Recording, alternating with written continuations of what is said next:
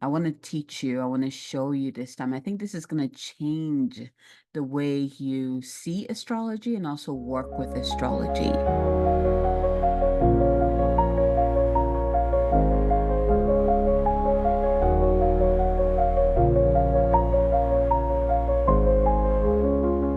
Hello, hello, my loves. Welcome to this week's Sovereign Goddess podcast episode. Shall we talk about astrology?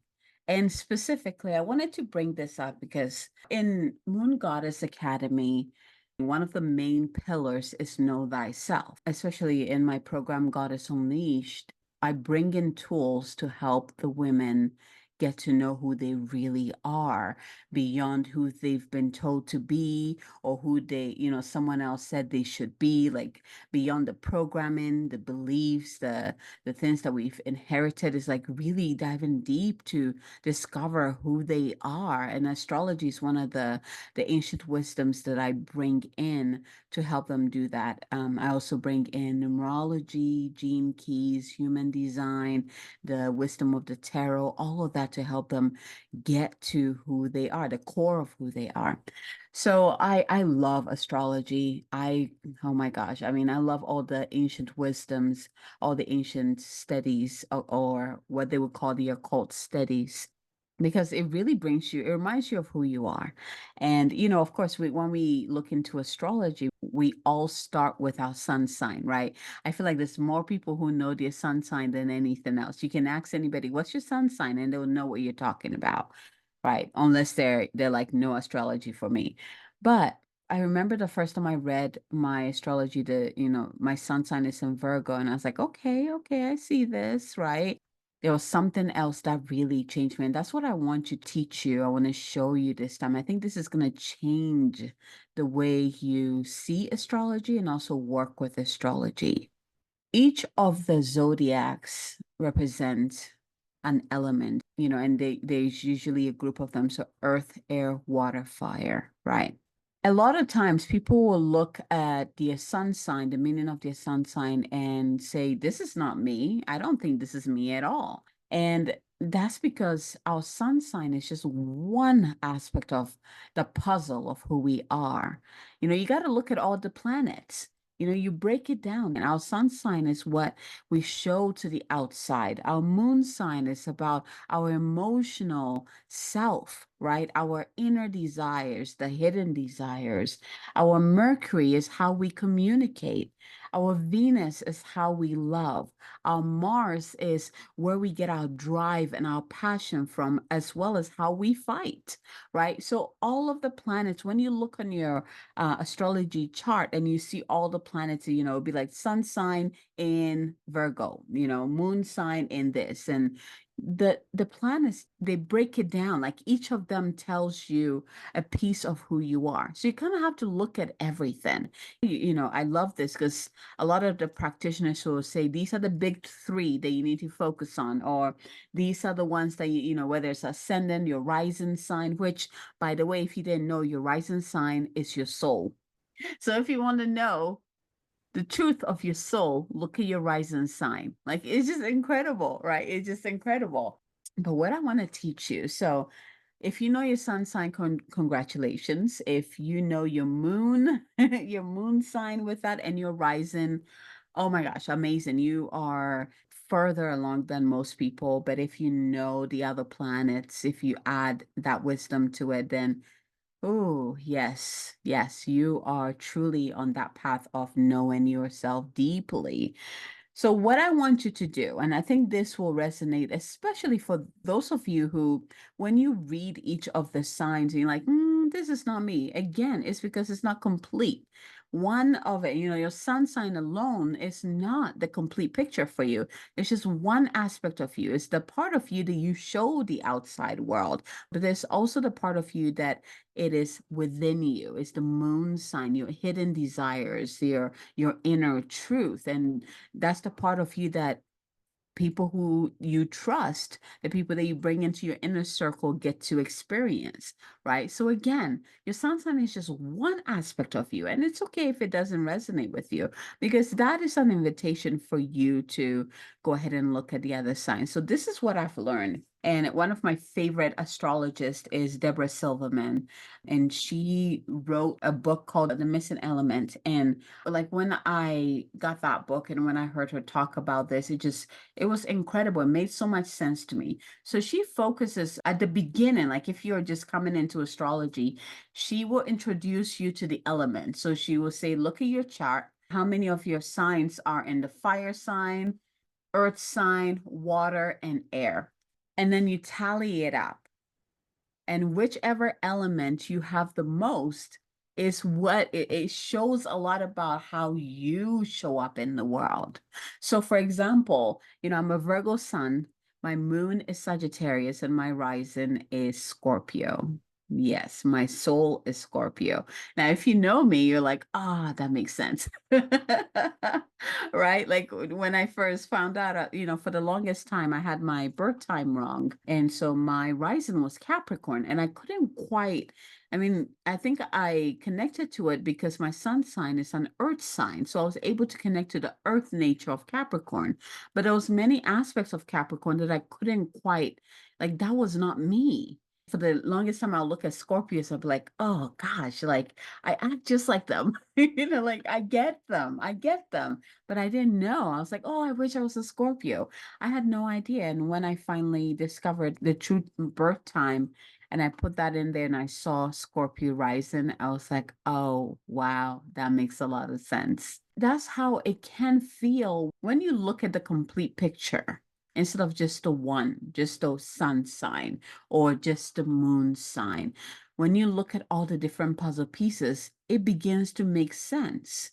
When you know that your sun sign is what you put forward, that's just one piece of the puzzle. When you know your moon sign is your inner desires, the intuitive aspect of yourself, your dreams, your aspirations, the hidden desires, right? That's another puzzle piece.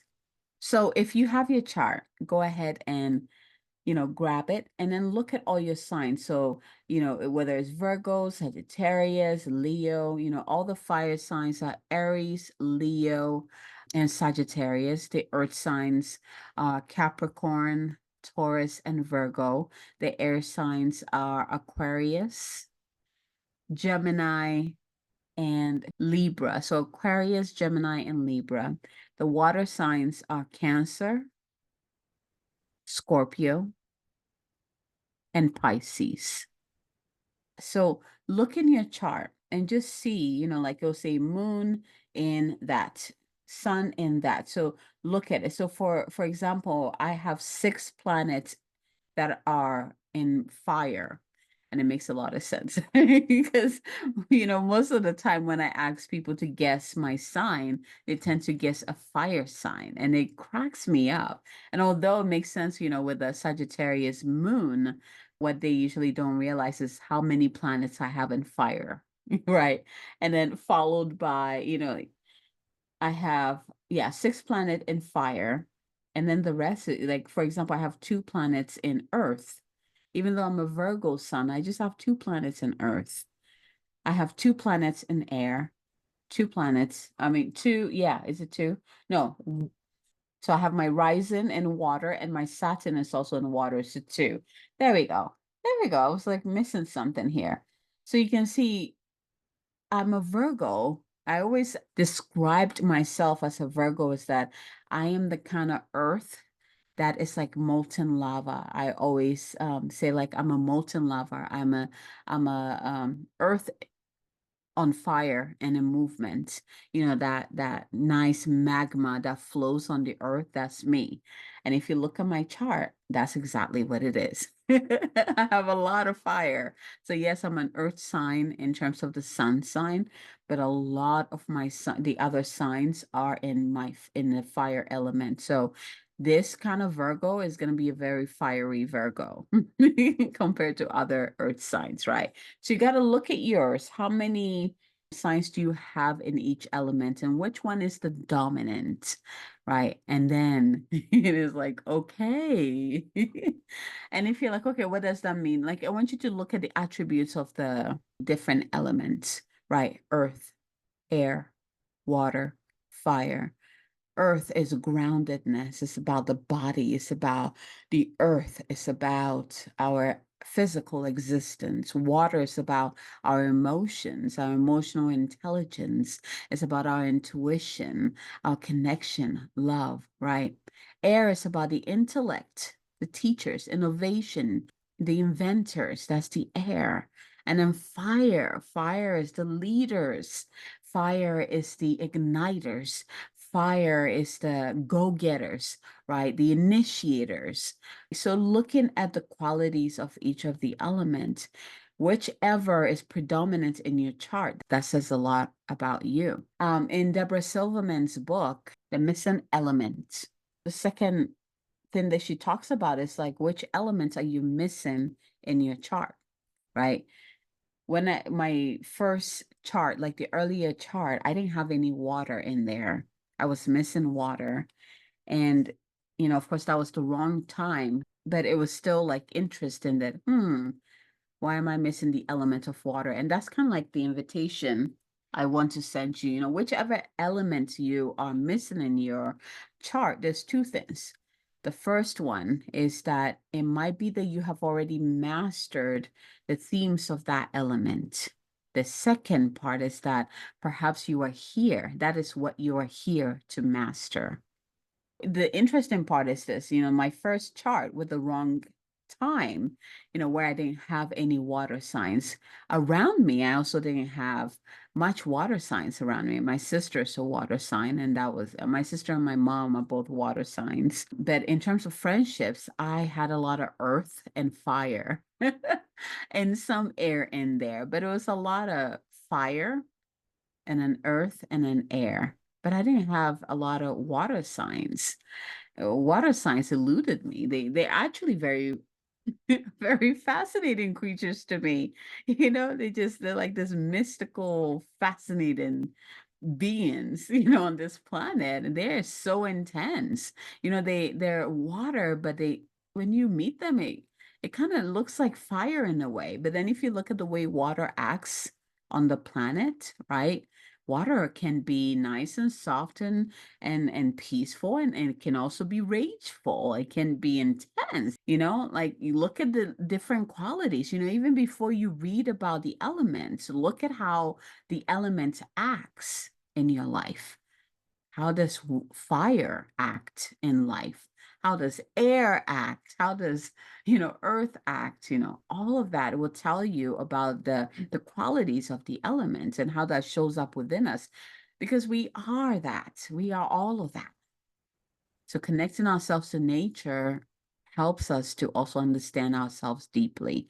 So the missing element, whichever element you're missing, it might be that you've already mastered it. If that's the case, it's going to come very easy for you, right? But if you're here to master it this lifetime, right, then this is one of the ways that you are challenged a lot. Right. So in my first chart, I was missing the water sign, and I looked around me. I was like, I really don't have, any water sign in terms of friends around me, with the exception of my sister and my mother. And in the new chart, when it showed up, I was like, but water signs definitely challenge me. And I think they challenge me because first, like I'm mostly fire. I'm mostly fire in my chart. But because of my earth, I'm able to be the container for water, if that makes sense. Earth gives water structure.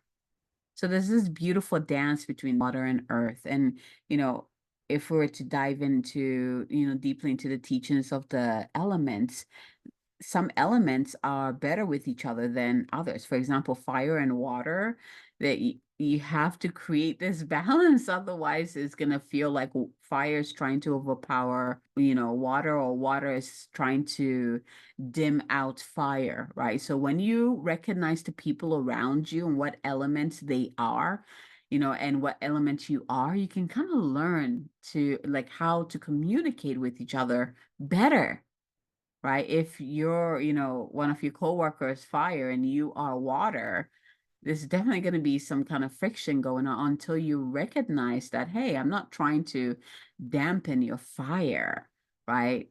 Once you find that harmony, they can coexist quite beautifully. But that is the challenge, that is the invitation.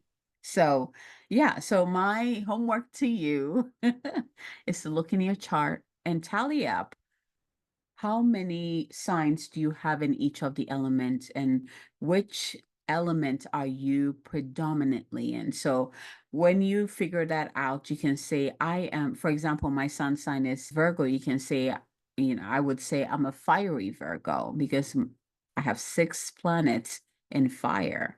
So for you, for you, look at it, which one are you? Let's see here. Are you a watery earth? And what does that even mean, right? So for me, the picture is that magma.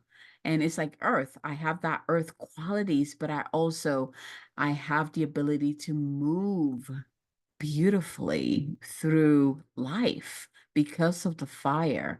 I have this deep fieriness that allows me to move through life. It gives me movement, it gives me flow. I'm not stagnant, which is typical of earth signs, right? So looking at yours and kind of dissecting that will tell you a lot about that. But go ahead and share with me, what did you discover? What are you? What elements are you predominantly in? Oh, yes, your rising sign. So if you want to dive in deep beyond your sun sign, the sun sign is what you put forward. You're not just a Virgo, you're not just a Cancer, you're not just a Aquarius, right? Look at your rising sign. Your rising sign represents your soul. Your rising sign represents your soul. So read more about your rising sign and see how that feels to you, and then come back and send me a message and share that with me. All right, my dears, I hope you enjoyed this podcast. And I'm going to be coming in to share some of my loves with you guys, and yeah, just share with me how you resonated with the information. And if you have any questions about astrology, let me know. I don't think I am adept or, I've been studying it for a while, but I would not call myself a master at it. I know many other teachers who I trust. And if you want to dive into yours, I would love to connect you. So let me know. But if you have any other questions, I have plenty of information so I can share that with you. Thank you for joining me for this episode. And until next time, have a wonderful day. If this conversation has inspired you and you would like to start the journey of your mystery unfolding, I want to invite you into my container so you can join the Goddess Unleashed, or you can join my Elevated Empath, especially if you're an energy healer, an intuitive, empathic. Then that container is great for you, because not only will you learn about who you are as an empath, but also the tools that can help you thrive as an empath. Goddess Unleash is where you go to truly learn about who you are and fully embody who you are. It's the path of the goddess unfolding. It's the path of the goddess you coming out to play. So if you're ready, I would love to work with you.